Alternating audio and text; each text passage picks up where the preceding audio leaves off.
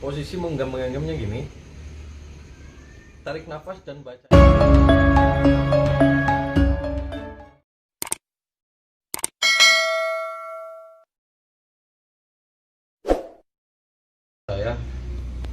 Saya akan memberikan tips yang sangat sederhana sekali untuk mengetahui bagaimana cara kita mendeteksi benda-benda bertuah itu ada khodam atau tidak ada khodamnya.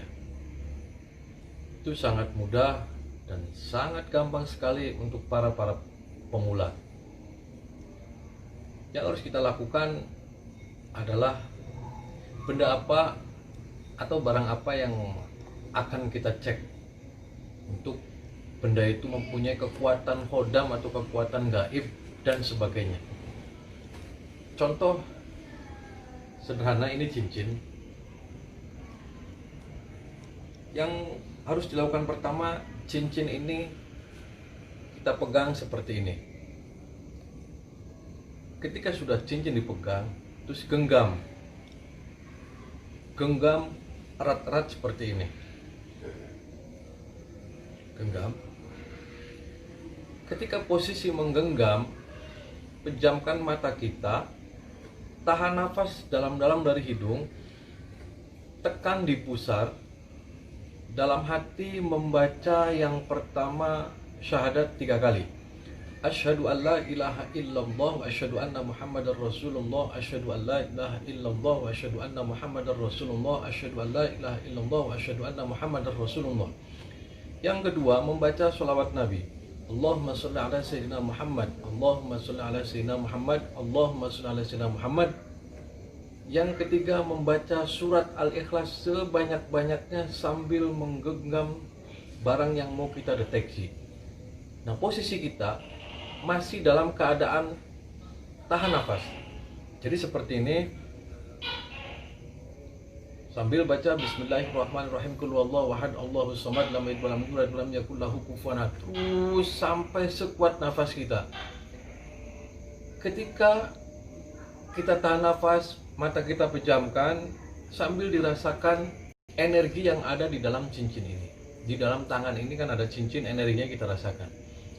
Di situ nanti yang sahabat akan rasakan adalah kayak semacam itu ada nafas yang seperti ini.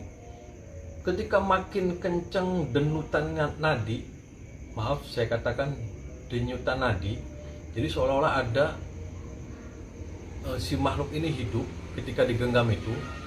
Semakin kencang ketika denyutannya semakin kencang, semakin besar, berarti cincin ini secara otomatis memiliki khodam. Nah, ketika kencang, lebih kencang lagi dan konsentrasi, nanti dalam diri kita akan muncul khodam apa yang berada di sini, entah itu orang, entah itu apa khodam seperti binatang, harimau, nanti akan muncul. Kalau tidak muncul, minimal untuk para pemula itu akan merasakan energi-energi seperti denyut nafas. Kalau denyut nafasnya itu besar, berarti energi itu sangat luar biasa. Biasanya kalau yang besar-besar gitu untuk wibawaan, kekebalan dan sebagainya. Nah, kalau kecil, berarti itu biasanya buat pengasihan dan macam-macam yang lainnya. Sama juga ketika kita mau mendeteksi, seperti halnya ini keris, kita lolos kerisnya dulu seperti ini. Kita bacakan yang tadi, digenggam seperti ini. Posisi menggenggamnya gini, tarik nafas dan bacanya tadi yang saya sampaikan. Ketika tarik nafas, nah itu sama juga akan terasa denyutannya makin kencang, makin besar. Ketika kita merasakan denyutnya besar, berarti ini mengandung kekuatan energi yang luar biasa. Nah, ketika kita terus untuk mempelajari hal-hal yang seperti itu, maka akan muncul ketika kita pejamkan mata, makhluk apa yang ada dalam sesuatu benda itu akan muncul.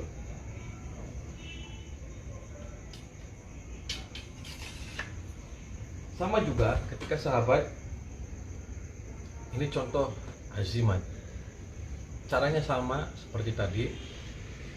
Ya Allah, dengan kekuasaan Al-Ikhlas, saya minta tunjukkan kodam apa yang berada di dalam barang yang saya pegang ini. Sambil membaca Qul huwallahu ahad, Allahus samad, lam yalid walam yulad, walam yakul lahu kufuwan ahad sebanyak-banyaknya. Nanti denutannya akan makin kencang dan juga akan terlihat makhluk apa yang berada di dalam ini atau ini dan garis ini.